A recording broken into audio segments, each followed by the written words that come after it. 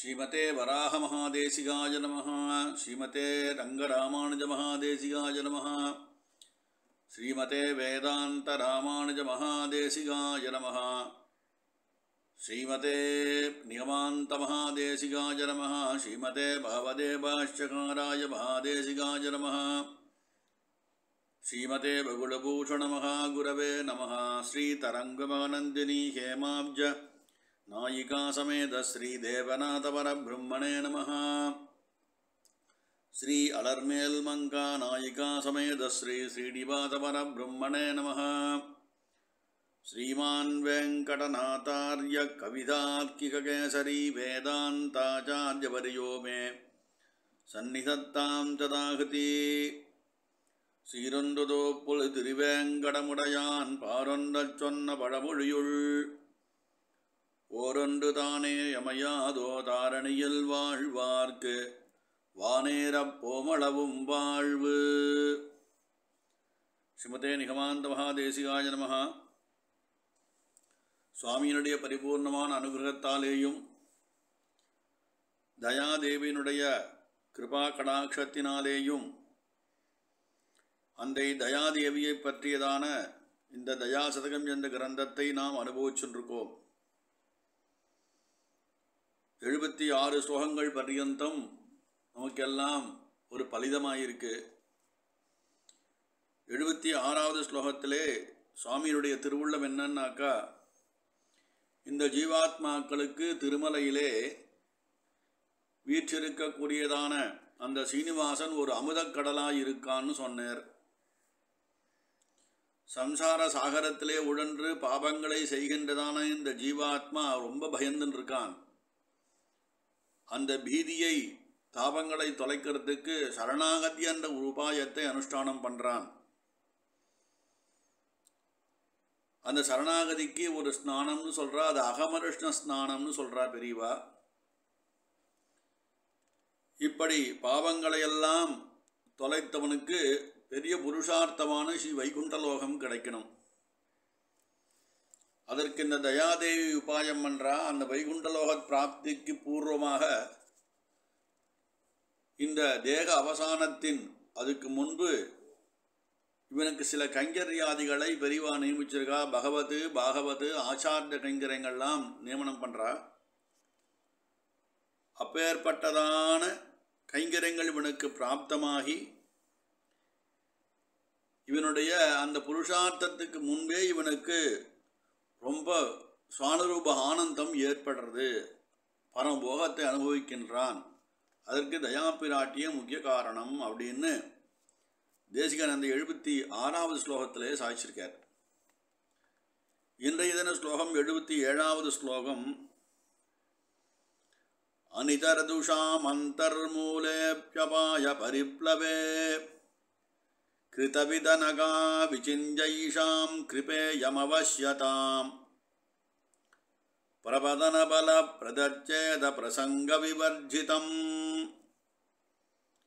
பிரதிவிதிமுபாத்சவே சார்த்தம் விஷாத்ரிஹிதைஷினா.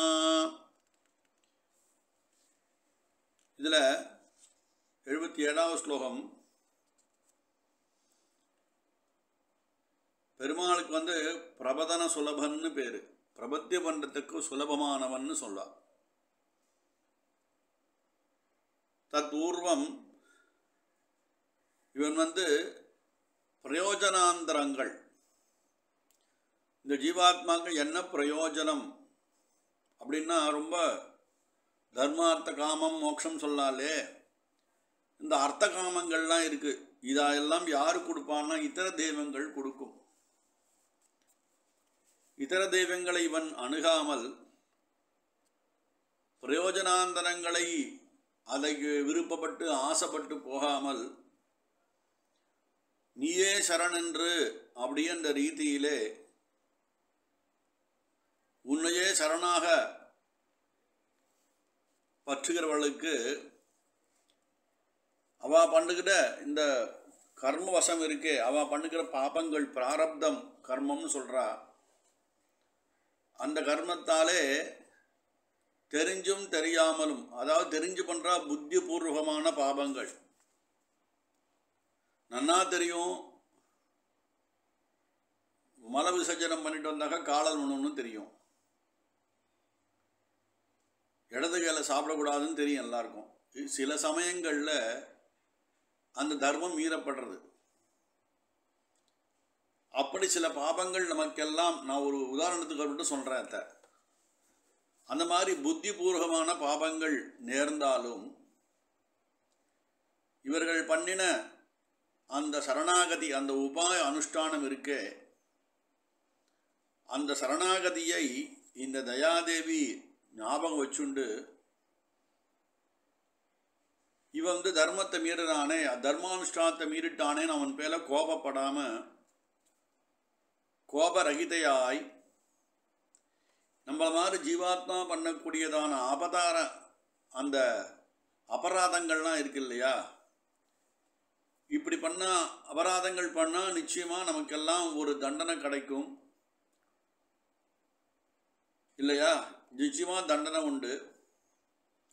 வைய மனுஷரை பொய்யன்றே காலனையும் உடனே படைத்தான்னு பெரியாழ்வார் சாதிச்சார்.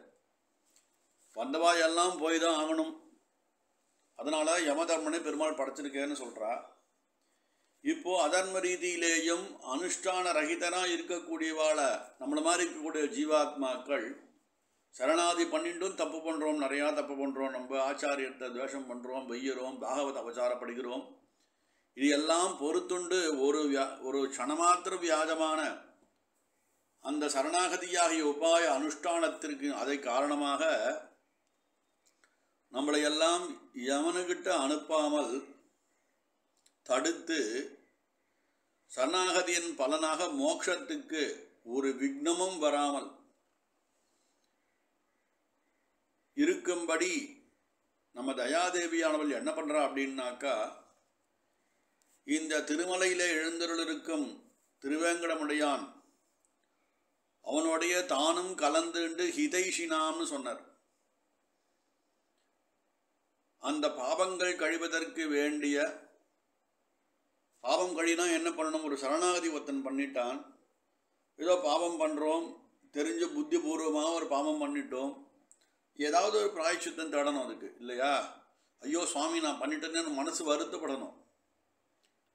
அந்த பிராயச்சனம் பண்ணி மறுபடியும் பிரபதனம் செய்வதற்கு இவாளே பெருமாளை முன்னின்று பிராயச்சித்தத்தை செய்து வைக்கிறார்கள்னு சாய்கிறார் சுவாமி தேசிகன். அப்படின்னா பாருங்க, எவ்வளோ பேருபகாரம் இந்த தயாதேவியாலையும் சீனிவாசவன் நமக்கு கிடைக்கிறது பாருங்க. ஏதோ ஒரு பாக்ய விசேஷத்தாலே ஆச்சார சம்பந்தம் ஏற்பட்டு சரணாகதி அனுஷ்டானம் பண்ணுறோம். இந்த பகவத் ஆக்ஞை என்பது என்ன, தர்மானுஷ்டானம் பண்ண வேண்டியது பகவத் ஆக்ஞையாக இருக்குது. ஆனால் அதுக்கு விரோதமாக தெரிஞ்சே சில பாவங்கள் நம்மளால் அனுஷ்டானம் செய்யப்படுகிறது. தெரியாமல் பாவம் பண்ணால் அது ஒன்றும் தோஷம் இல்லை. தெரிஞ்சு பண்ணிட்டாக்கா, இது நடந்து போகிறோன்னு காலுங்கடி ஏதோ ஒரு எறும்பு இருக்குது சுவாமி, அது அபுத்திபூர்வமான பாவம்னு சொன்னான். தெரியாமல் எறும்பு மிதிக்கிறோம் வேகமாக நடந்து போகும்போது, அதுக்கே பாவம் உண்டு. தெரிஞ்சே பண்ணும்போது நிச்சயமான தண்டனை உண்டாச்சே. அதுக்கு ஏதாவது ஒரு பிராயச்சித்தம் பண்ணணும் சுவாமி, அந்த பிராயச்சித்தத்துக்கு ஒரு உபாய அனுஷ்டானம் பண்ணணுமே. அப்படி பிராயச்சித்தத்துக்கு அந்த உபாயத்திலே நம்மளை மூட்டுவது யாருன்னு கேட்டாக்கா, இந்த பெருமாளும் பிராட்டியும். வெளிதேசம் போகிறதில்லை, வெளிநாடு போகிறதில்லை. வெளிநாடு போனால் அசாஸ்திரம்னு சில பெரியவா சொல்கிறா. போயிட்டு வந்தால் சில பேருக்கு அவள் மனசு கொஞ்சம் உறுத்துறது, ஐயோ நான் போகக்கூடாதுன்னு சொன்னாலே போயிட்டு வந்துட்டேனே, ஏதாவது பிராயச்சித்தம் இருக்கான்னா அப்போ பெரியவாளை கேட்டு நாலு பெரியவாளை என்ன பிராயச்சித்தம் நியமிச்சிருக்காளோ அதை நம்ம அனுஷ்டானம் பண்ணணும். அப்போது நம்ம தண்டனை கொஞ்சம் கம்மியாகிறது இல்லையா சுவாமி? அதனால தானே இவாளே அந்த பிராயச்சித்தம் அவனுக்கு பண்ணுறதுக்கு மனசை தூண்டுறா உள்ள உக்காந்து. அப்பேற்பட்டதான ஒரு உபாயம் யார் சொல்லுவாங்க? போனால் என்ன வந்தால் என்னன்னு இல்லாமல், ஐயோ போயிட்டு வந்தனேன்னு மனசை கஷ்டப்பட வச்சு அதுக்கு ஏதோ ஒரு உபாயம் பண்ணணுமே. அந்த உபாயத்துக்கு செய்வதற்கு இந்த திவ்ய தம்பதிகள் ரெண்டு பேரும் சேர்ந்து அவளே ஒரு உபாயம் பண்ணி நம்மளை அந்த போயிட்டு வந்ததுக்கு ஒரு தண்டனை, அந்த பிராயச்சித்தத்தை செய்யும்படியாக ஆக்குகிறார்கள் அப்படின்னு சுவாமி சாய்கிறார் இந்த இடத்துல. அதனால என்னன்னா, விக்னமாகக்கூடிய இந்த பாபங்கள் எல்லாம் கழியும்படியான வழியை அந்த திவ்ய தம்பதிகளே தேடுகிறார்கள் அப்படின்னு இந்த 77வது ஸ்லோகத்திலே அற்புதமாக சுவாமி தேசிகன் சாய்க்கிறார். பிராயச்சித்த பிரபதனத்தையும் தானே செய்து வைக்கிறாள் இந்த தயாதேவி அப்படின்னு சொல்றார். அப்பேற்பட்டவாளுக்கு திவ்ய தம்பதிகள் நம்ம கிருதங்கே தெரிவிக்கணும் இல்லையா? கிருதக்கு என்ன தெரிவிப்போம் அப்படின்னா நம்மளால என்ன பண்ண முடியும்? என்ன பண்ண முடியும்? நம்மளால பகவானுக்கு ஒரு அச்சாவி கிரகத்தை ஒரு கைங்கரியம் பண்ண முடியும். நித்துபடி திருவாரணத்தை சரணாகதி பண்ணிக்க முடியும். முடிந்த அளவுக்கு பகவத் கைங்கரியம், பாகவத கைங்கரியம், ஆச்சார கைங்கரியம் மாத்திரம் பண்ண முடியும். இது அத்தனைக்கும் இதை பண்ணுவதற்கெல்லாம் ஒரு ஹேதுவாக அவர்களே கூட நின்று செய்து வைக்கிறார்கள் அப்படின்னு தேசிகன் இந்த இடத்துல நமக்கு சாய்கிறார். 77வது ஸ்லோகத்தில் சாய்கிறார். அடியன் கவிதார்க்கிக சிம்மாய கல்யாண குணசாலினே ஸ்ரீமதே வெங்கடேசாய வேதாந்த குரவே நமஹ.